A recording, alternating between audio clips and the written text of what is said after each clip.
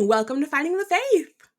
I promise this episode will be all treats, no tricks, and I'm so glad that all of you are here. And joining me tonight is my friend Katie Zed. You probably know her as the Queen of Crimeland. Hey, Katie. I'm muted. Good start. Hello, everybody. How are you? I'm doing good. How are you doing? Good. That's awesome. I was busy in the chat over there. I was distracted. Understandably, we have the best chat over here. Yeah. It's so nice to see you guys. Nice to see you, Nancy. Nice to see you, Margot. Sarah, I'm so glad you get to join us.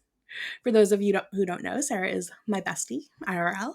So that's pretty rad. But yeah, tonight we are going to be talking about All Saints Day, All Souls Day, and Halloween's origins. So that is pretty exciting stuff.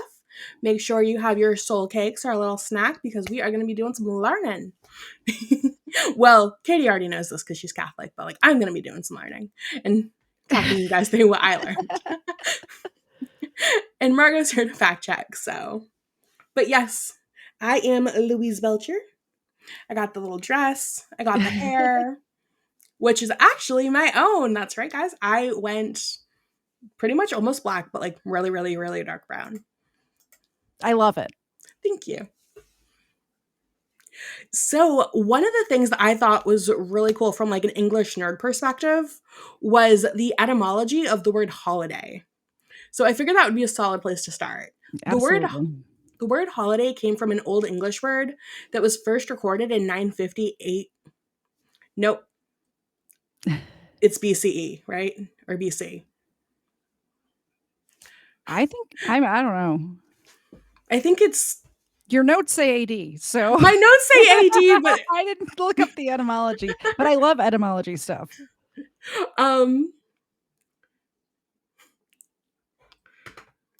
BC. Thank you, guys. See, this is why I need you here. Thank you. Wait, BC rejects Christ? Okay, well, it was in 950. And... before common error is the leftist way of denying Christ. It is, absolutely. So it is AD then. Oh. BCE rejects Christ, but BC doesn't. So I should say... Say BC. Thank you, guys. You're the best. I love y'all. BC stands for before Christ. AD is after Christ. Okay. Mm-hmm. So the word holiday came from an Old English word that was first recorded in 950 AD. The first recorded spelling as holiday was in 1460 AD, around the Middle English period, and it took on a new meaning as a day when commoners were exempt from labor. But it initially meant holy day. And today, and this little 3-day period, is a, so we have All Hallows Eve, and then we have All Saints Day, and then we have All Souls Day. Yep. All Saints Day is a solemn holy day of the Catholic Church celebrated annually on November 1st. The day is dedicated to the saints of the church, that is, all of those who have attained to heaven. And it should not be confused with All Souls Day, which is observed on November 2nd and is dedicated to those who have died and not yet reached heaven. I can remember going to church the day after Halloween every year as a kid for All Saints Day. That's really cool. Did they have any special... It was basically just celebrating, well, I'm sure you're going to get to it, but it's celebrating all of the saints that don't have their own holiday. So there's different, St. Joseph's Day and all these other saints days. There's, feasts, and All Saints Day just gets everybody else in there. So they all get something. That's awesome. Inclusion's important. Mm-hmm. But true inclusion, not the leftist kind. Yeah. Men in dresses. Anyways, this episode's not about that. It could turn into that. You never know with me around. This is so true. So the Pantheon in 609, during the reign of Pope Boniface IV, who reigned from 608 to 615, the Eastern Empire focus gifted a temple in Rome to the Holy See. The temple, which actually still stands today and is still known as the Pantheon, was originally built in the 1st century. It was destroyed by fire and rebuilt between 118 and 128, and it was a public place to worship and honor all the Roman gods and goddesses, a spectacular monument to pagan Rome. Pope Boniface accepted this temple, removed all the pagan embellishments, all the statues of false gods, and according to legend, he relocated and buried the remains of hundreds of Christian martyrs beneath the Pantheon. The Pope then consecrated the Pantheon as a Christian church to the Blessed Mother, Mary, and all the holy martyrs, which was, if I'm pronouncing this right, I hope I am. Sancti Mary and Marthes. Sounds right. Go with that. I don't speak Italian. I like between the Is that costume, like Italian learning or Italian. is it Latin or Italian? I think it's Latin. If you happen to know in the chat, tell us. I learned Latin in freshman year and then I promptly forgot it. I didn't mean to. It's one of the, it's a dead language, but there's so many languages that are based on it, so it's good to know. That's why I took it, because I am very much a word nerd. And then the consecration took place on May 13th, and that was the annual date of the Feast of All Martyrs for the next 125 years. But how All Saints' Day started in the East was the Church of Antioch kept a commemoration of all holy martyrs on the first Sunday after Pentecost.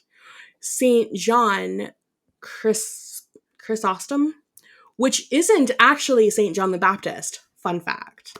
There's going to be a lot of like little fun facts. I actually reached out to Margot in the chat and I was like, is that John the Baptist? Does he have like John? Yeah. a different name? So, and he served as a preacher at Antioch before he became Patriarch of Constantinople. He delivered annual sermons on the occasion of this festival. They were entitled Praise of All the Holy Martyrs of the Entire World. And in the course of the succeeding centuries, the feast spread through the whole Eastern Church, and by the 7th century was everywhere kept as a public holy day. Or a public holiday. Yeah. Now, I found this amazing resource for you guys. If you're Catholic, you probably already know about it, but if you don't, it's actually super, super cool. And I have a link to it right here. It's called the franciscanmedia.org. And I want to show you the thing for John. They're going to pronounce his last name properly, so it's going to be okay. Let me just share the screen.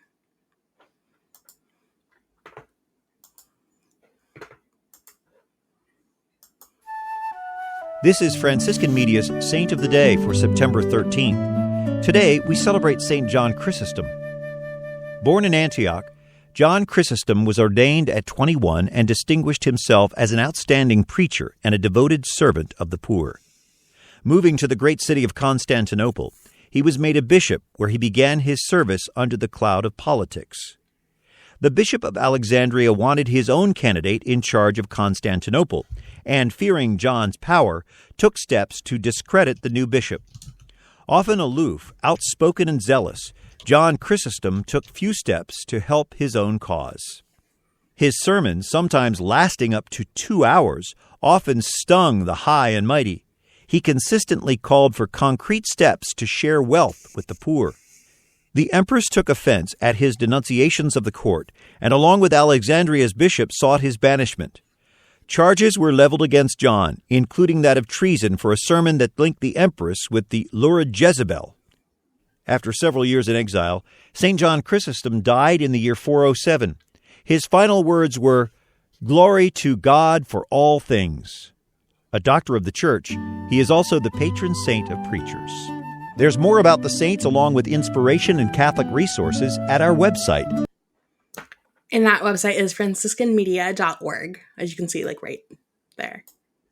So that is a website that you'll tell that I've leaned on for this because it's such an incredible resource. And I thank Margot for sharing that with me.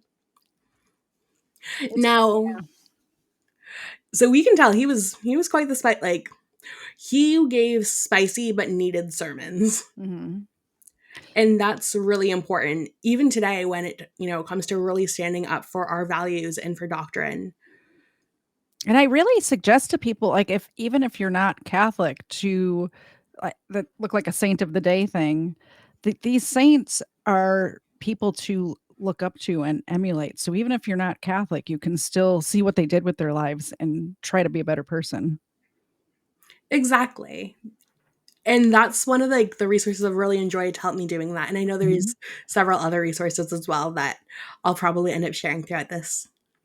Now, All Saints Day extended to the West as well. In the West, the Feast of All Holy Martyrs was introduced when Pope Boniface IV was given the ancient Roman temple of the Pantheon by by Emperor Phocas and dedicated it to. How often do you think about the Roman Empire? Weirdly enough, I think about it more than my husband does. Yeah. But also, I listen to a lot of Young Heretics There you by go. Spencer Clayton, so it kind of go hand in hand. If you guys are looking for another amazing podcast, I'd definitely check that out if you haven't already. He actually just did a whole series on all the virtues, which was really, really awesome. And with that, he was given the ancient Roman temple of the Pantheon by Emperor Phocas and dedicated it as a church to the Blessed Virgin Mary and all the martyrs. The date of this dedication was May 13th, and on this date, the feast was then annually held in Rome. 200 years later, Pope Gregory IV transferred the celebration to November 1st. Seems kind of like a big thing to transfer, right? But that was actually because of the fact that, at least according to some scholars, they've claimed that the church assigned All Saints' Day to November 1st in order to substitute a feast of Christian significance for the pagan Germanic celebrations of the demon cult at the time of the year. Yep. And the reason for the transfer was that the many pilgrims who came to Rome for the Feast of the Pantheon could be fed more easily after the harvest than in spring, which makes a lot of sense if you look at it like logistically. Absolutely. We got to always be fighting those pagans. Exactly. And then the practice, during that time, it had spread, including this memorial, not only all martyrs, but all of the other saints as well. Mm-hmm. And then it spread throughout the entire Latin Church. So upon the request of Pope Gregory IV, Emperor Louis the Pious, who was, I believe he was born in 840, he introduced the Feast of All Saints in his territories. With the consent of the bishops of Germany and France, he ordered it be kept on November 1st in the whole empire. Finally, Pope Sixtus IV, who lived in 1484, he established it as a holy day of obligation for the entire Latin Church, giving it a liturgical vigil and octave. So one of the things that I didn't get a chance to look into was, what is an octave? Do you happen to know? Not if it doesn't have to do with music. Okay. I mean, I can see how he gave it a song, that would make sense. Yeah.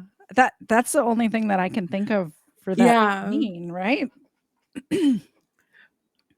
Oh, octave means an 8-day celebration, probably stemming from the Latin oct, which means 8, like octopus. Yeah. So octave. See, those Latin lessons are paying off for you right now. I feel like it's one of those things where it's if you don't use it, you lose it. Mm-hmm. And just to clarify for everybody, it was not a song. It was not a song. I was wrong. It was not a song, which sounds like a song itself. And the purpose of the feast is twofold. So, as the prayer of the Mass states, the merits of all saints are venerated in common by this one celebration, because a very large number of martyrs and other saints could not be accorded the honor of a special festival, since the days of the year would not suffice for all of these individual celebrations, because there are so many amazing, saints that have lived their lives in such an incredible manner for us to, look to and emulate. And then the second purpose was given by Pope Urban IV.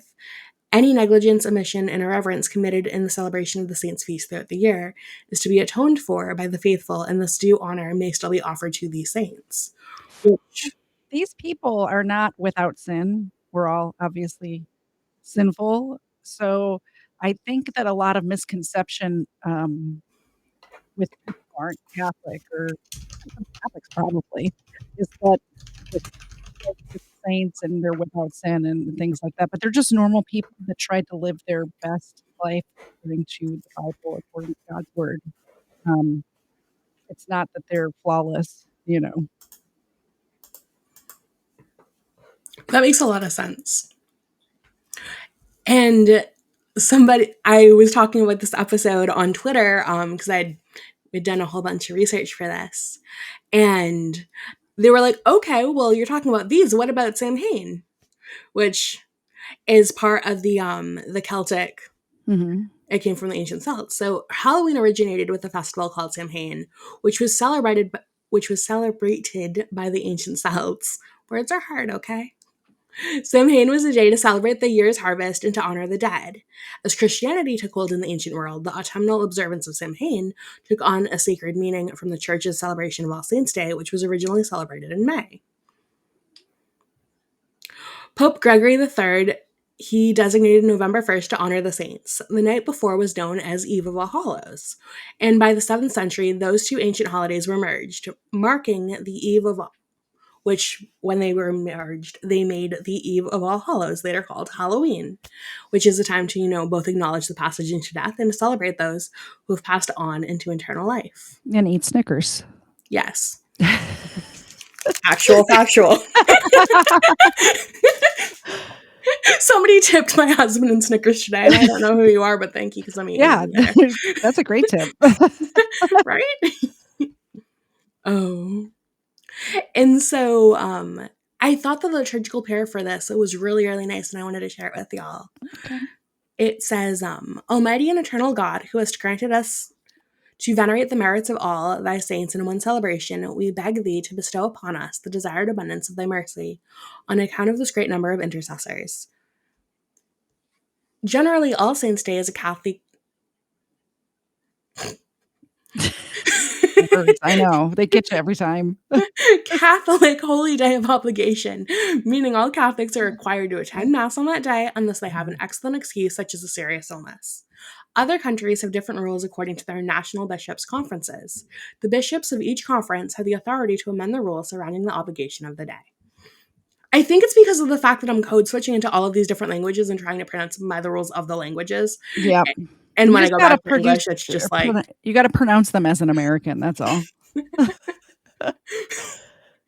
Oh, so that's the kind of old school traditional observance of it. But in the modern observance, during the week preceding All Saints' Day, crowds of people may be seen in cemeteries, usually in the evening after work, decorating the graves of their dear loved ones with flowers, tending the lawn, and spreading fresh white gravel around the tombs, which I always wondered why that was there. And now we know how it gets there. Yeah. Which was like a fun little fact that I figured out as I was going through this. And this is for All Souls Day, not for All Saints Day. The decoration of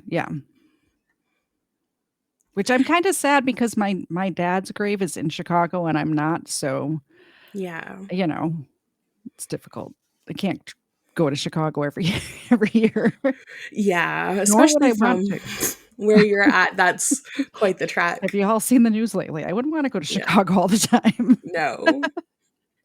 And if you need more reasons to not go to Chicago, tune into Crime Land. Yeah, I go over all of it on my channel. Which is actually in the description down below. Oh, I didn't know that. One of our commenters in chat is near Chicago. Oh, awesome. Have a Chicago hot dog for me. Please tell me that's not another name for when you put a hot dog in a Twinkie and then you spray nacho cheese on it, because... No. It's not that at all. Okay. Just checking. It's got tomatoes and pickles and bright green relish. It's delicious. Okay. I've never been to Chicago. I think I passed through the airport there on the way to I don't know, Florida, Arizona, somewhere. Yeah. But yeah. And then during the week preceding this holiday, crowds of people may be seen in... Sorry about that. We already went over that. So with modern observance, numerous ancient customs are associated with All Saints and All Souls, and have come down through the centuries and are still observed in many countries. Some are of a strictly religious nature, such as the custom of decorating the graves and praying in the cemeteries. This practice is general in all Catholic countries, both in Europe and in America. And on the afternoon of All Saints' Day, or in the morning of All Souls, the faithful visit each individual grave of relatives and friends. Sometimes the congregation is led by the priest, walking in the procession to the cemetery. There they pray for all the holy souls in front of the cemetery chapel. Then the priest recites the liturgical prayers for the dead and blesses the graves with holy water. Afterward, the families separate to offer private prayers at the graves of their loved ones. And usually cry a lot. Yeah. It's supposed to be a celebration, but it's sad.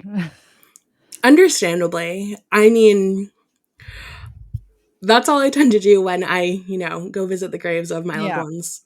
Especially because I have the same exact name as my grandmother. So it's also like that really weird moment of like looking at a tombstone and being like, Yeah. hi. Yeah. I cry.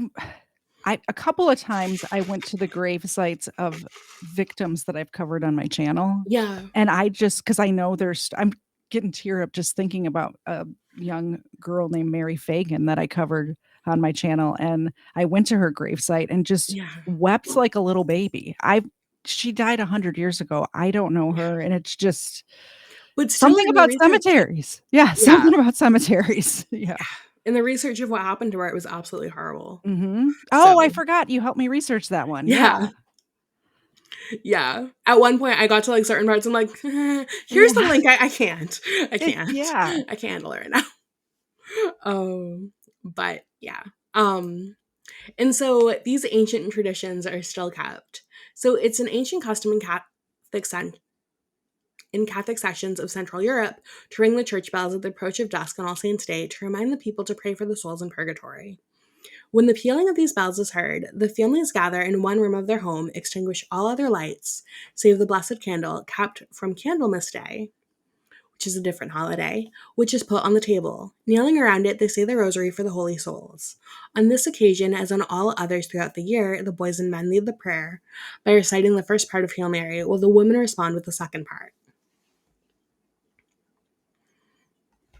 And this Solemnity of All Saints, which is a celebration honoring all men and women who have entered heaven, has a deep spiritual meaning.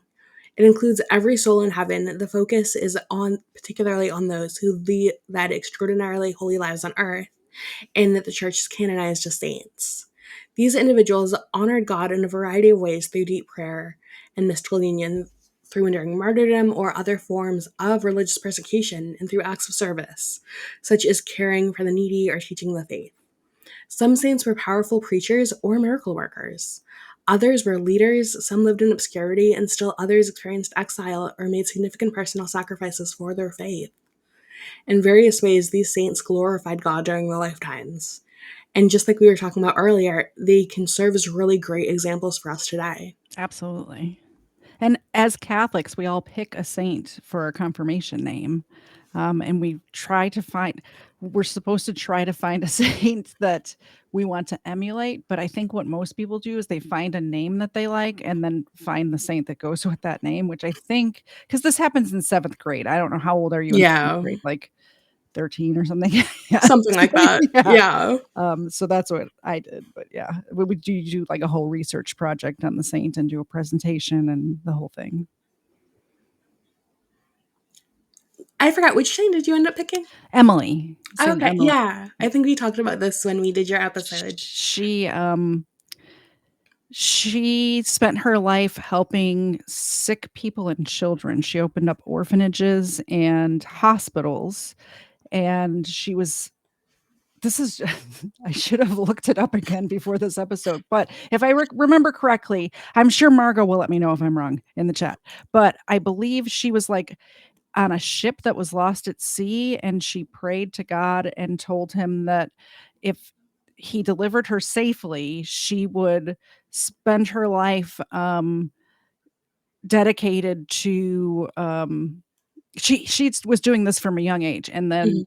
then she's on this ship somewhere, and she says, "If I'm delivered safely, I will spend my life helping sick people," and wherever the boat landed, I think it was in, like, Malta or something like that, Mhm. she ended up on the spot that the ship was delivered safely, opened up a hospital, and spent the rest of her life there caring for sick people. Wow. Yeah. That's amazing. That's really cool. Thank you for I sharing should that have again with I us. should have become a nurse. Like if I like caring for sick people or orphan, like adopted a bunch of kids or something. I should have done something more. There, you can always do more though. So I mean, if you want to if you want to adopt an orphan, like I'm right here, Katie. Come okay, on. you're done. Thanks, Mom. Oh, so as I was going through my research, I found these two passages really special. One of them says, by honoring this host of saintly witnesses, we honor and glorify God through their lives. By honoring them, we honor him who made them holy. This liturgical solemnity is but a foretaste of the eternal solemnity of heaven. Heaven will be the external glory of God through the lives of all of his saints. And heaven, the virtues, sacrifices, prayers, and selfless service of all of his saints, will radiate as beacons that eternally manifest the great mercy and goodness of God. Amen. Right? And then the second passage I thought was also really cool, and it gets into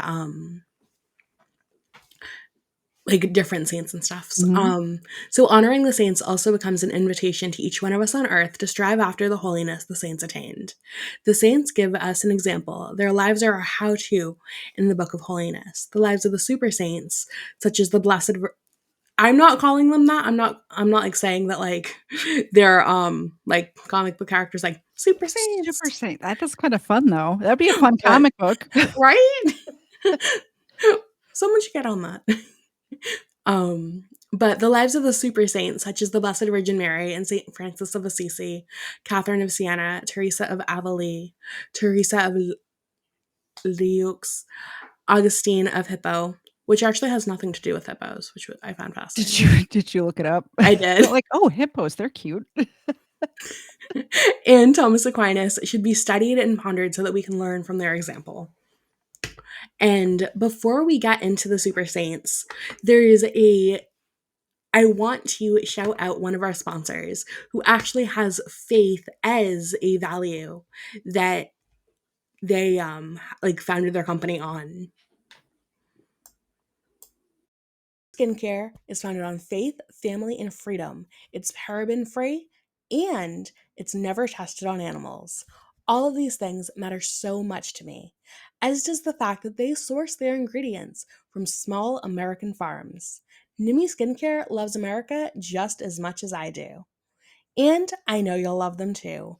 That's why you should go to nimiskincare.com and use code BASEDBABE to save 10% off today. That was one of the cool things with the software I was telling you about earlier. Yeah, that's awesome. But yeah, I truly actually do love Numi Skincare. I wear their sunscreen like every day because, I mean, you know, Yeah. as white girls need to stay protected. And all of their products that I've used have been really, really awesome. And you have gorgeous skin, so you're the perfect advertisement for them. Aw, thank you. I honestly needed that. You're the best. Now you have great hair and perfect skin. Your husband's very lucky. Aw, so is yours. Thank you. And he's also really awesome too. So you guys go together perfectly. Now, I did want to share this quote by Pope Francis. Aw, my husband in the chat says thanks. So Pope Francis said, to see God, to be similar to God, this is our hope. And today, precisely on the day of the saints and before the day for the dead, it is necessary to think a little about hope, this hope that accompanies us in life. There are moments of difficulty in life, but with hope, the soul moves forward and looks toward that which awaits us. And the really cool thing about Saint Francis is that he was my papa's confirmation saint. Oh, awesome. Yeah. My I have Irish Catholic roots, which as a New Englander, like, shocker. You could tell. Surprise Pikachu face. In the chat, someone says there are so many saints, it's kind of daunting to try to learn about all of them. And I think that's what Franciscan media does so well, Mhm. is instead of going like, okay, here's like 50,000 saints. I don't know the number of the saints I am learning. Don't at me, Margot. But like there's just so many, and when you don't know what you don't know, it feels like Mhm. there's even more. And so with that, just kind of going like, okay, this is like the saint of the day. Like Mhm. I don't need to worry about the other like bajillion. I need to like think about this one. Like think about, what we can learn from their life, how we can apply that to where we're at and whatever season we're in. Yeah, And then really just like think about them that day. absolutely. I like it. Oh, okay. So apparently it's not because I'm like, so apparently nobody knows the number of saints. There's that many, which Interesting.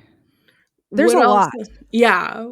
Like, I know a handful just off the top of my head. Like, if I lose my keys, I pray to Saint Anthony because he's, like, the saint for lost things. So and I always find my keys or my phone or whatever I'm looking for, so it seems to work, you know? Well, that's good. Um, Saint Patrick, I did a little research project about Saint Patrick, so I know Yeah. about him.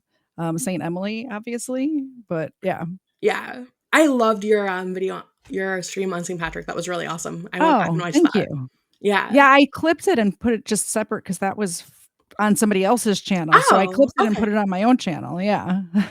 Because I enjoyed looking into that because I had no idea the origins. Like, you hear, like, "Oh, St. Patrick's," and everybody's Mhm. drinking beer and, like, wearing green and stuff, and I'm like, you know, Yeah. "What's this about?"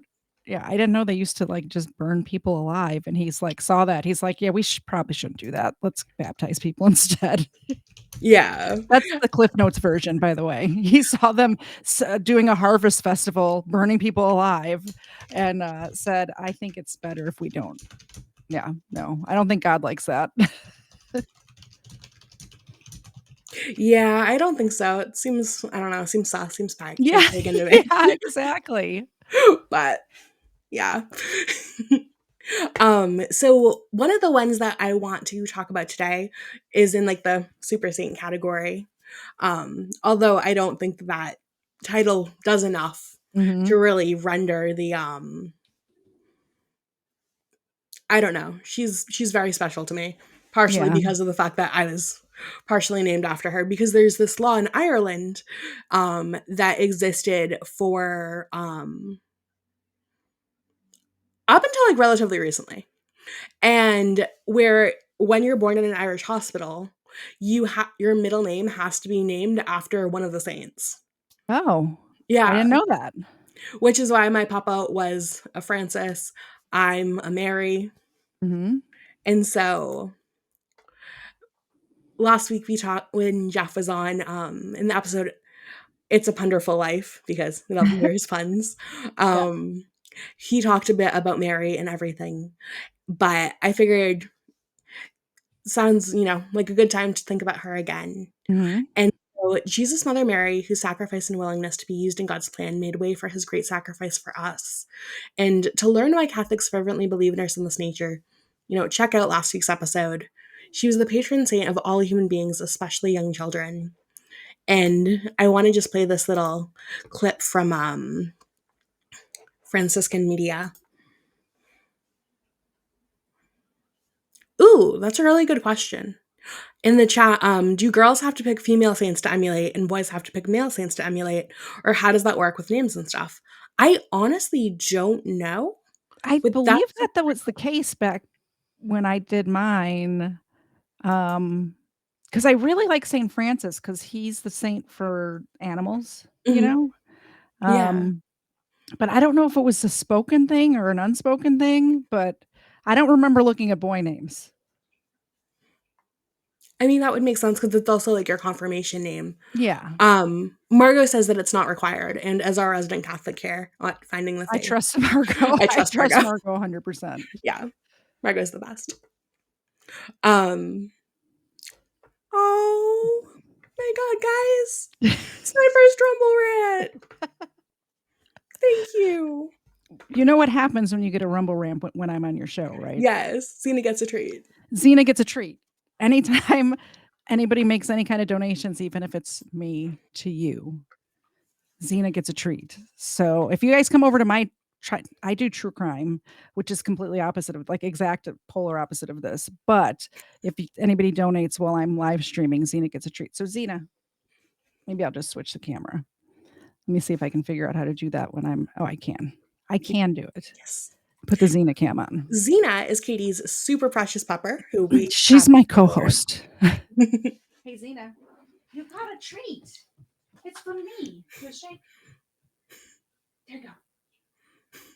She barely woke up for it. Wake up! She's so cute. Oh, Your dogs are absolutely precious. thank you. One of them's a terrorist, not this one. This is my dog. My husband's dog, a little bit of a terrorist. But also, isn't your husband's dog like super young though? So Yeah, she's she'll in be a a terrorist year, phase. she'll be a year on December 15th. So she's not quite a year old. She's getting better. When she was a puppy, she was super terrorist. Yeah. Oh. So you guys, you can do rumble rants all the time here, just so you know. It's available. It's an available option to you. You're the best. Thank you so much. I really, really appreciate that. So Mary was saint of the day for January 1st, and I mean, it makes sense with what an incredible she is. So let's go to Franciscan Media right here, and let's listen to her little snippet clip thing. This is Franciscan Media's Saint of the Day for January 1st. Today we celebrate Mary, the Mother of God. We don't need to be reminded, but today's feast celebrates the important part that Mary plays in the incarnation of Jesus. Although fully human, her position in God's redemptive plan is unique. As the bishops proclaimed at the Second Vatican Council, Mary is joined by an inseparable bond to the saving work of her Son. The precise title, Mother of God, goes back at least to the 3rd or 4th century. The title in Greek, Theotokos, is translated God-bearer. As comfortable as we are today with the idea of Mary's divine motherhood, the early church struggled with the concept. In the 5th century, Nestorius, the patriarch of Constantinople, argued that Mary was the mother of the human Jesus, but not the mother of the Son of God. The Council of Ephesus was convened in 431 to officially address the question. That council condemned the views of Nestorius and affirmed the teaching that Mary is indeed the Mother of God. As we remember Mary's divine motherhood on this octave day of Christmas, we also ask her to join us in praying for world peace. There's more about the saints along with inspiration and Catholic resources at our website. Now, what do you think about that take? Well, I know what the word octave means now, so you learn something new every day. Every day. I don't know. Yeah, Mary's the Mother of God. Yes. Yeah. That's my take. And then another one of the super saint. I don't know. I don't like calling them super saints. It sounds like a cute name, but I feel like it's like the cutesiness like almost is like a diminishing.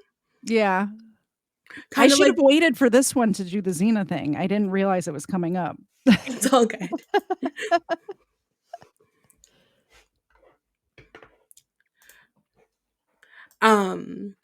So Saint Francis of Assisi, he was the one who the Franciscan order is named after.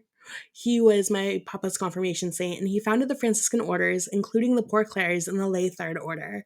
He and St. Catherine of Siena are the patron saints of Italy, and he is also the patron saint of ecology and of animals. Yes, of animals. I love the animal saint. I love St. Francis. A lot of people in Chicago will have St. Francis, like a statue in front of their house that's like a bird, like a water or a bird bath or a bird feeder. Mm-hmm. And the birds will just flock to him. Yeah. Just That's really like cool. in that statue.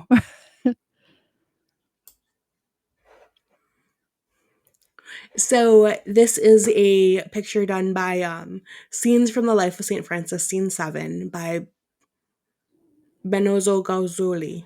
Perfect. I speak Italian. As good as Michael Knowles. Nobody clipped that. This is Franciscan Media's Saint of the Day for October 4th. Today we celebrate St. Francis of Assisi. People of all faiths and none hold today's saint in high esteem. Francis took the gospel literally. He joyfully followed all that Jesus said and did without limit and without self-importance. Born into a prosperous Italian merchant family in the late 12th century, Francis longed to be a knight.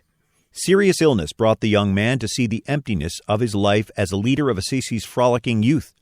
Prayer ultimately led him to a self-emptying like that of Christ. Francis gave up every material thing he had. For a time, he was considered wildly eccentric, and yet his sincerity and inner peace attracted followers who desired to join him in a life of prayer and active preaching of the good news. 2 years before his death in 1226, at age 44, Francis received the stigmata, the real and painful wounds of Christ in his hands, feet, and side. Today, the Franciscan family encompasses congregations of men and women religious, third-order regular priests, and secular Franciscan men and women, all claiming St. Francis as their spiritual father.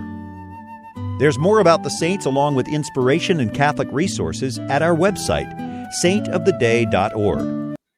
So it's saintoftheday.org if you are interested in learning about the different saints of the day, which was, I don't know if I could have put that together without help from Jesus, Margot, and that website.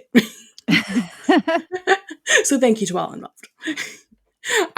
Catherine of Siena was really, really cool. I found her particularly fascinating.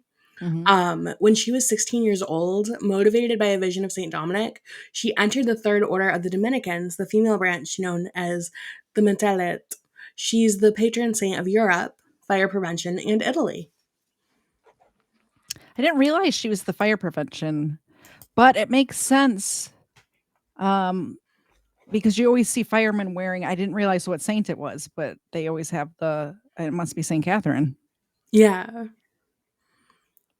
And if I can pull this up here, I can show you a really cool picture of her. It was painted by Selco.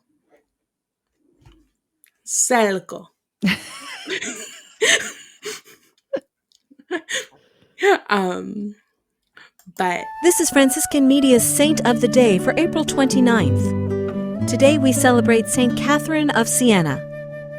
From an early age, Catherine of Siena knew and spoke her mind. A bright, happy, imaginative child, Catherine liked to spend hours in prayer, alone in a room. At age 6, she reported a vision of Jesus.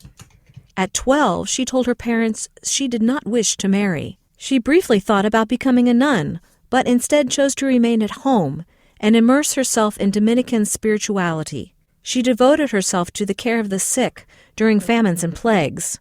Catherine also attracted disciples of her own who supported her calls for unity and repentance during a chaotic period of 14th century church history. Though she did not learn to write until later in life, Catherine was a powerful advocate for church reform. She met personally with Pope Gregory XI. His successor, Pope Urban VI, valued her advice and her tireless work for church unity. Catherine of Siena left behind nearly 400 letters. Her major work, The Dialogue, is considered a classic among spiritual writings. One of the first of 2 women to be named a Doctor of the Church, Catherine died in 1380 and was canonized in 1461. There's more about the saints along with and by now, you know where to find them. Yeah. Yes. Saint of the Day. Was it org? Yes, org. Yes. And there were a couple other saints that I wanted to get into. But before we do that, it's actually really cool. Somebody who actually had Catherine of Siena as her confirmation saint is Margot in the chat. So that's really awesome. Thank you for sharing that. I'm curious, Marco, did they have you do like a little research paper and all that like I did? I know all churches and dioceses are different, so I don't know if I just know what I know, going Yeah. to St. Monica School and Church in Chicago, So I'm trying to scroll back up to the pronunciation of it, but I'm just Just wing it. Just do it with confidence. Nobody will know. You know nothing. So, Teresa of Avila. Saint Teresa of Avila is the patron saint of those who suffer from headaches and migraines, those who are ill, people ridiculed for their religious faith, and Spain. So, easy way to remember, pain in Spain. Pain in Spain. Pain in Spain. It's unclear why Saint Teresa was chosen as the patron saint of those with headaches, since there were no records that she herself was afflicted with them. Interesting. So do with that information what you will. That's good to know. Next time I have a headache, I'm going to ask Teresa to help a sister out. Right? At this rate, I should be talking to her every day.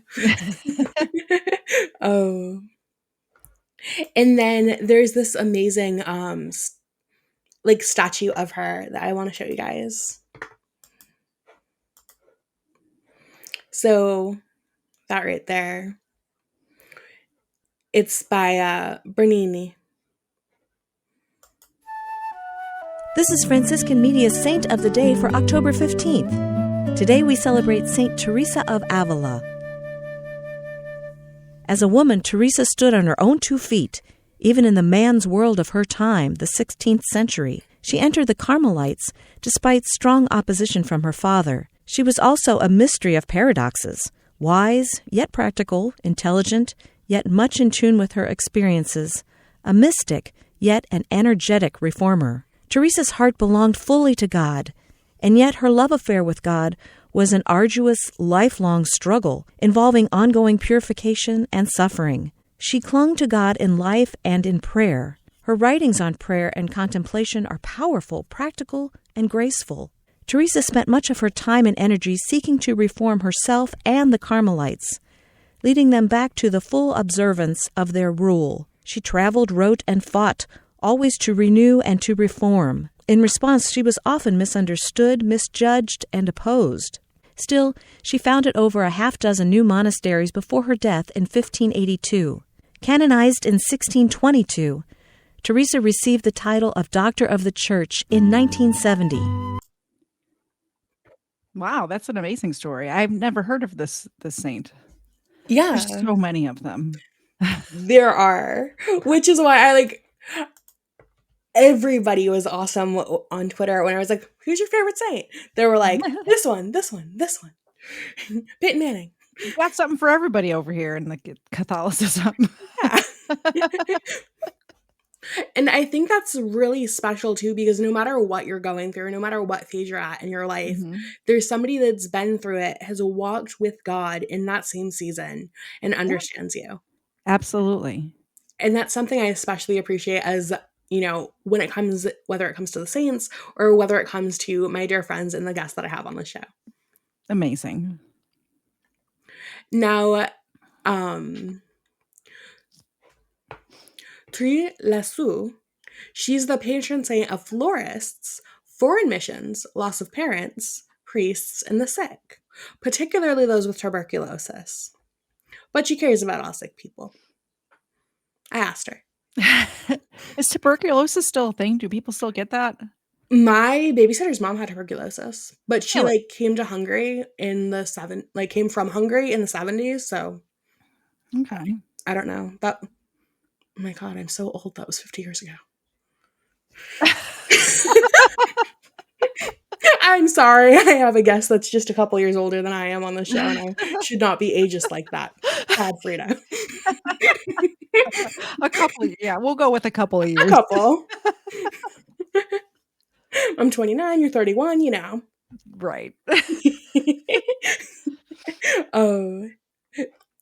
And then there was St. Augustine of Hippo. And I had to look this up because I was like, oh, he was of Hippo. So he was down with the hippos, right? He was of Hippo. He wasn't a hypocrite, but he was, from Hippo. But he's actually not the patron saint of hippos. He's the patron saint of brewers, printers, and theologians. Oh, okay. He's usually invoked against sore eyes and vermin. So if you see a mouse and you're just like, I don't think St. Francis would like that. He was all about all the animals. So yeah, I think they lived at different times. Well, also back then, rats carried diseases and created plagues, so it was probably Yeah. something good to be scared of, you know? Yeah. Less, them sneaking into like where you're trying to like yeah.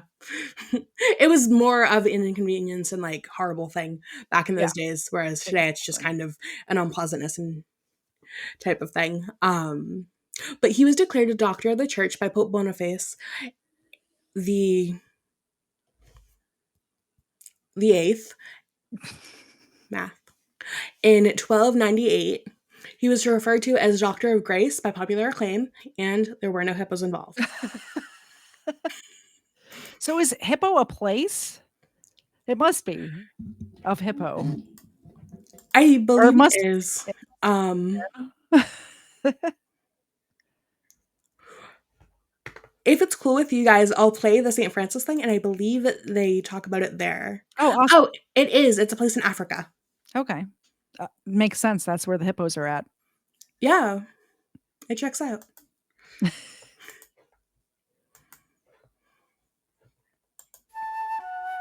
This is Franciscan Media's Saint of the Day for August 28th. Today we celebrate St. Augustine of Hippo.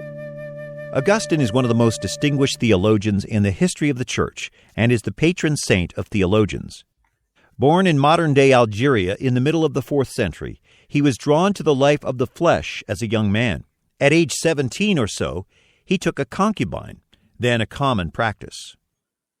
Though he became a lawyer, Augustine preferred the world of ideas, especially theology and philosophy. He moved to Rome, where he taught rhetoric.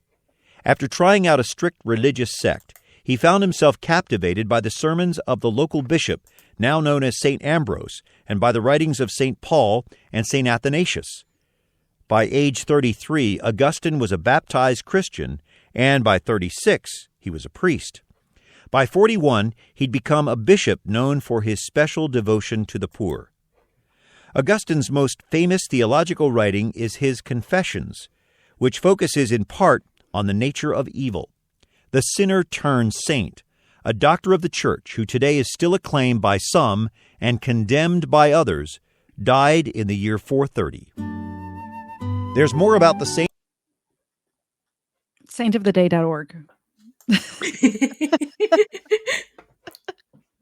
I know it's Halloween, but I hope you're not playing a drinking game with my show because, I mean, A, it's a religious show, and B, if it was Saint of the Day, you might have alcohol poisoning. No.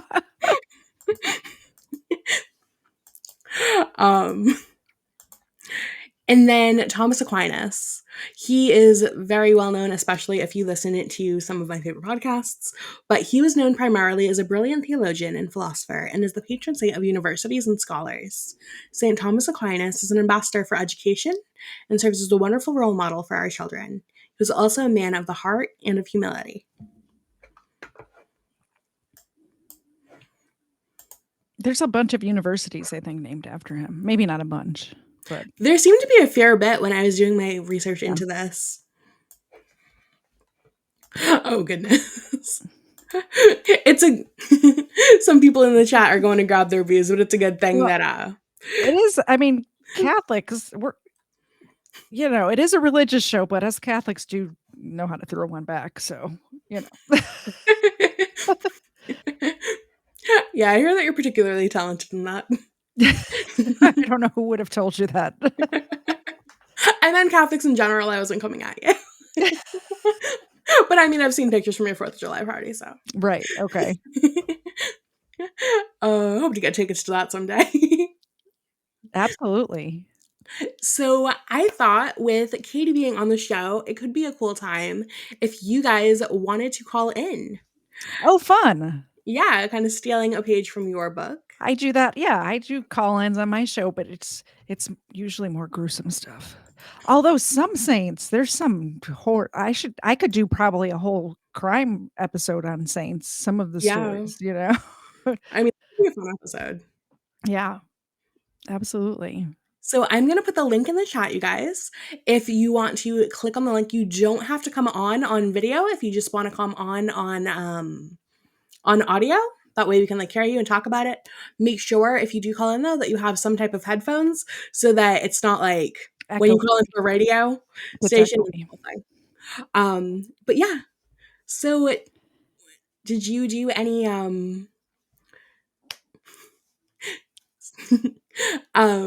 yeah, so what did you think of like the origins and stuff?